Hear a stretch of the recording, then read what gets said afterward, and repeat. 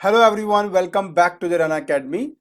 आज के लेक्चर के अंदर हम क्लास 10th आईसीएसई फिजिक्स का जो चैप्टर नंबर 7 है जिसका नाम है साउंड, उसके पहले पार्ट के पहले लेसन को हम स्टडी करने वाले हैं।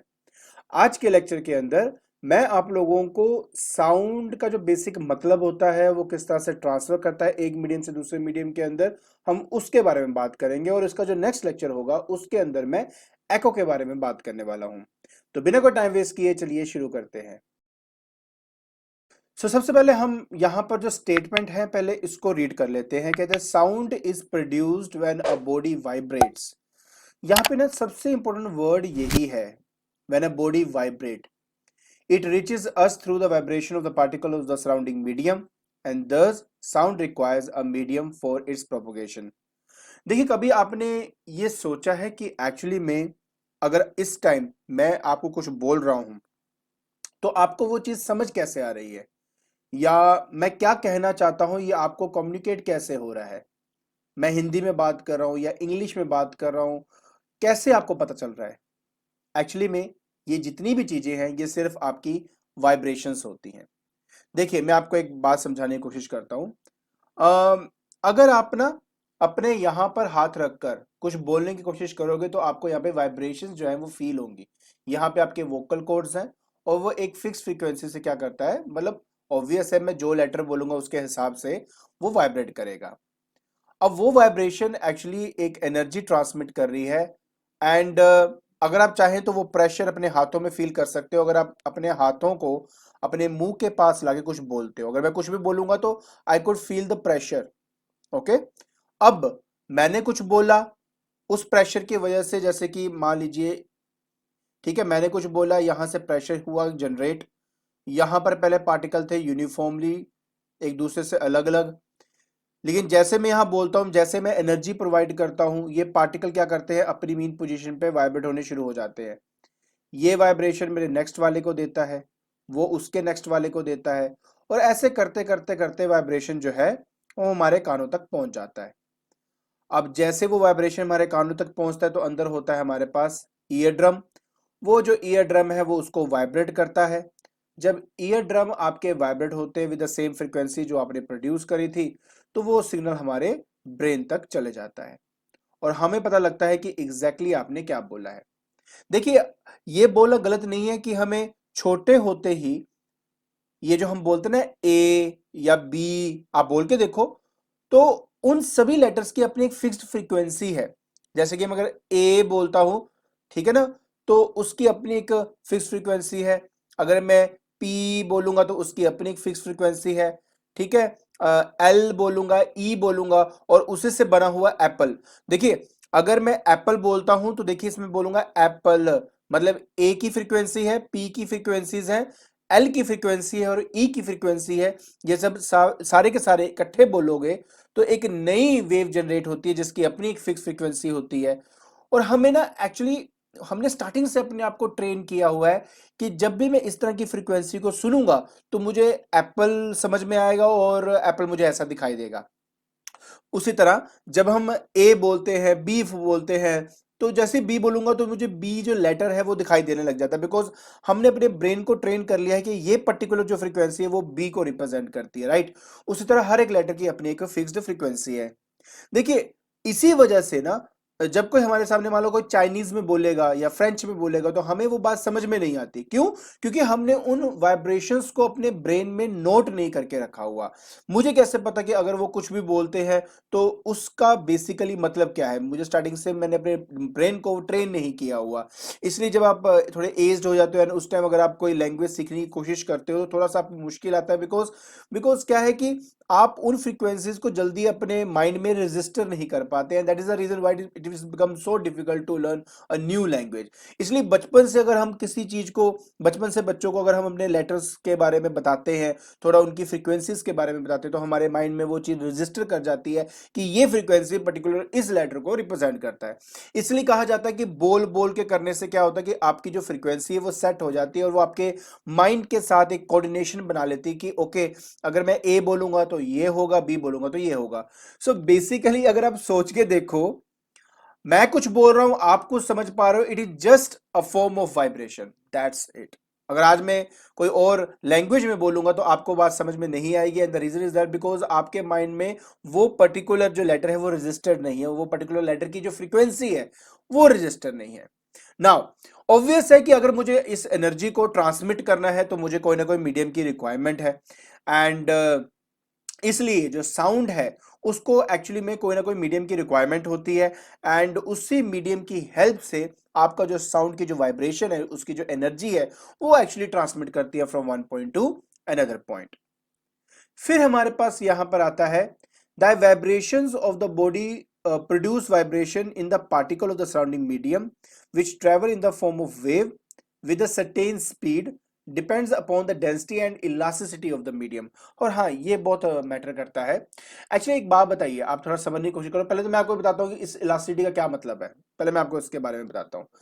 देखिए क्या है कि जब हमारे पास कोई भी एक पार्टिकल होता है ना, आप इसको एनर्जी प्रोवाइड करते हो, एनर्जी प्रोवाइड करके क्या होता है कि यहां से जाता है अपने एक्सट्रीम पोजीशन तक और उसके बाद वो वापस आता है, राइट। तो पहले तो ये सोचो कि वो पार्टिकल वापस क्यों आता है, what is the reason behind it. तो पार्टिकल वापस आता है due to the property of a medium known as elasticity. Elasticity वो प्रॉपर्टी है जो मेरे पार्टिकल को दोबारा उसी पोजीशन पर लेकर आती है, बिकॉज यही वो इलास्टिसिटी है जो मेरे पार्टिकल के ऊपर रिस्टोरिंग फोर्स एक्ट करती है, जिसकी वजह से पार्टिकल दोबारा अपनी मीन पोजीशन पे आता है।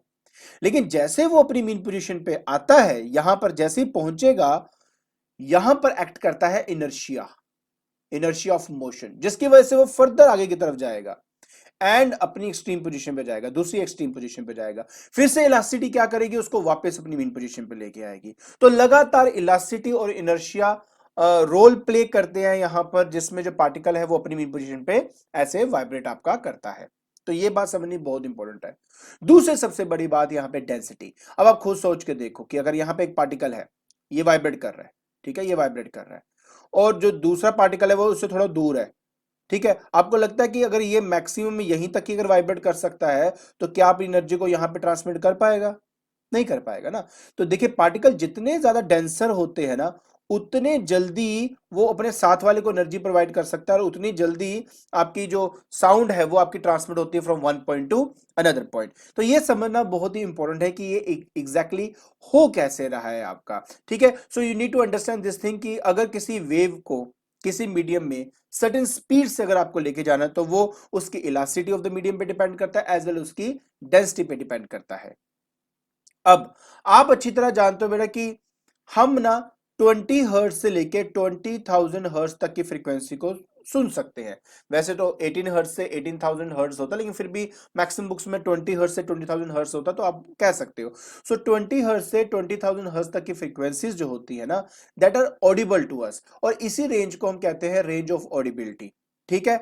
अगर मान लीजिए आपकी फ्रीक्वेंसी 20,000 हर्ट्ज से ज्यादा है तो उस टाइप ऑफ साउंड को मैं अल्ट्रासोनिक कहूंगा, और अगर वो लेस देन है 20 हर्ट्ज से तो मैं उसको इंफ्रासोनिक कहूंगा। Is that okay? गुड। इसके अलावा जैसे मैंने आपको कहा कि मेरे पास एक पार्टिकल है, राइट। अब पार्टिकल जो है वो अपनी मीन पोजीशन पे वाइब्रेट करता है। Now please try to understand मैं क्या बोलने की कोशिश कर रहा हूं कि जब एक साउंड वेव आपकी ट्रेवल करती है ना, तो ट्रेवल दो तरीके से करती है, या तो लॉन्गिट्यूडनल वेव की फॉर्म में या ट्रांसवर्सल नेचर की फॉर्म में। चलो वो बाद में हम स्टडी करते हैं, पहले हम इसके बारे में थोड़ा स्टडी कर ले। जब एक पार्टिकल वाइब्रेट करता है अपनी मीन पोजीशन पे, तो देखिए जब ये यहां से यहां आया, तब ये अपने मैक्सिमम डिस्प्लेस हुआ अपनी मीन पोजीशन पे। This is your mean position. Mean position mean position वो होता है जहां पे इसको डिस्टर्ब नहीं किया जाता, ठीक है ना। जीरो डिस्टर्बेंस पोजीशन को बेसिकली मीन पोजीशन कहता है, जहां से मैं अपनी ऑब्जर्वेशन ले सकूं। तो यहां से क्या हुआ, पार्टिकल में एक्सट्रीम पोजीशन पे लेके गया। ये जो मैक्सिमम डिस्प्लेस हुआ है ना अपनी मीन पोजीशन से, इसी को एम्पलीट्यूड कहा गया है। So this one is known as amplitude, ठीक है। तो इसको हम कहते हैं एम्पलीट्यूड। दूसरी बात, एक पार्टिकल जैसे यहां पर है, ठीक है, वो यहां से गया यहां तक, ठीक है, उसके बाद वो वापस आया और गया यहां तक, ठीक है, उसके बाद वो यहां से आया यहां पे आया। तो इस पूरी चीज को हम कहते हैं, इस पूरी चीज को यहां से यहां गया, फिर यहां से यहां से यहां, तो ये जितना टाइम लग रहा है एक वाइब्रेशन कंप्लीट करने में, इसको हम कहते हैं टाइम पीरियड। टाइम पीरियड, ठीक है। और उसी एक टाइम पीरियड में वेव कितनी लेंथ ट्रेवल करती है उसको वेवलेंथ कहा गया। जैसे कि मान लो एक वेव है, वेव हम कैसे शो करते हैं, वेव हम इस तरह से शो करते हैं, राइट। अब यहां पे टाइम 0 है और ये आपका टाइम पीरियड t है, टाइम पीरियड को हम t से रिप्रेजेंट करते हैं। मतलब ये वो टाइम है जिस टाइम पर मेरा पार्टिकल यहां से यहां, फिर यहां से यहां, फिर यहां से यहां ऐसे आपको मिला है। अब बोलेंगे सर ये मुझे ऐसे कैसे वेव दिख जाती है। देखिए सिंपल सी बात है, ये ग्राफ जो बनता है ये आपका डिस्प्लेसमेंट और टाइम का ग्राफ है आपका। इस कंडीशन में पार्टिकल पहले मीन पोजिशन पे था, मतलब डिस्प्लेसमेंट 0, ये देखो डिस्प्लेसमेंट 0। उसके बाद क्या हुआ, वो राइट साइड में गया और अपनी एक्सट्रीम पोजीशन में पहुंचा, मतलब मैक्सिमम डिस्प्लेसमेंट हुई है यहाँ पे। तो देखिए यहां से लेके यहां तक गया, तो ये आपकी मैक्सिमम डिस्प्लेसमेंट शो कर रहा है, तो ये आपका एम्पलीट्यूड हुआ। उसके बाद वो वहां से वापस आया यहां तक, तो जब यहां से यहां डिस्प्लेसमेंट 0 हो जाती है and it is moving in the opposite direction, right, displacement कम हो रही है आपकी लगातार, तो डिस्प्लेसमेंट कम हो गई, यहाँ पे आ गया वो पॉइंट।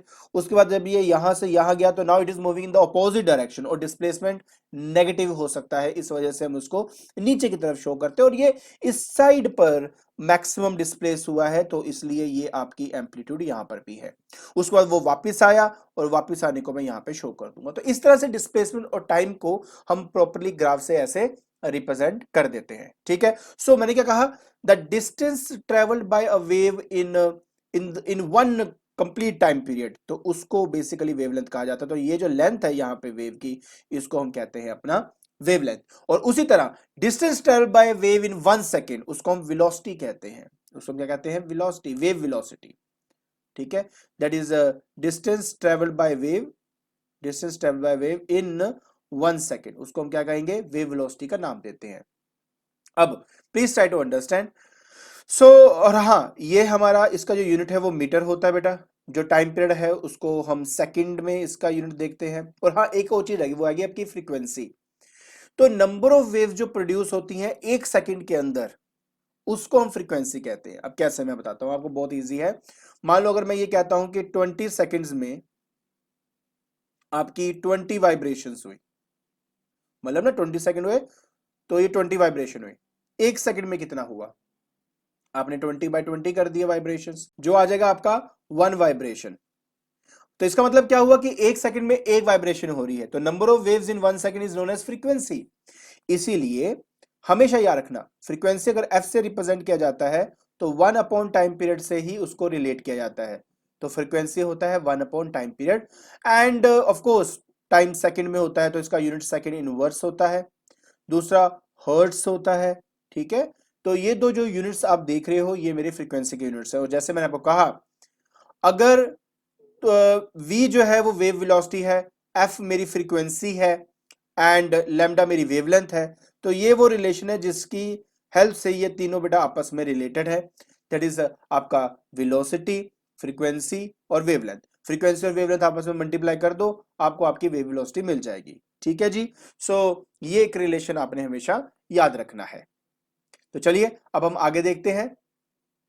फिर हमारे पास आ जाता है बेटा कि the mechanical wave are of two kinds. पहले बात समझ लीजिए बेटा, जो साउंड है वो मैकेनिकल वेव होती है एक्चुअली, इसलिए भी क्योंकि उसको मीडियम की रिक्वायरमेंट होती है, और उस मीडियम के अंदर क्या होता है, जैसे मैंने कहा कि there is a conversion of energy.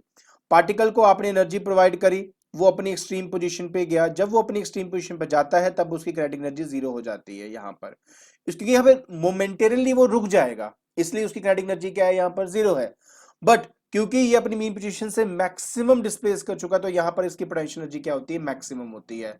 अब जैसे ये वापस आता है ना इस पर्टिकुलर पॉइंट पर, जैसे वो इस पॉइंट पे पहुंचेगा तो किनेटिक एनर्जी आपकी क्या हो जाएगी, मैक्सिमम हो जाएगी, और यहां पर पोटेंशियल एनर्जी आपकी 0 हो जाएगी। जब ये आगे जाएगा, जैसे यहां पहुंचेगा, तो किनेटिक एनर्जी क्या हो जाएगी आपकी 0, पोटेंशियल एनर्जी क्या हो जाएगी आपकी मैक्सिमम, ठीक है।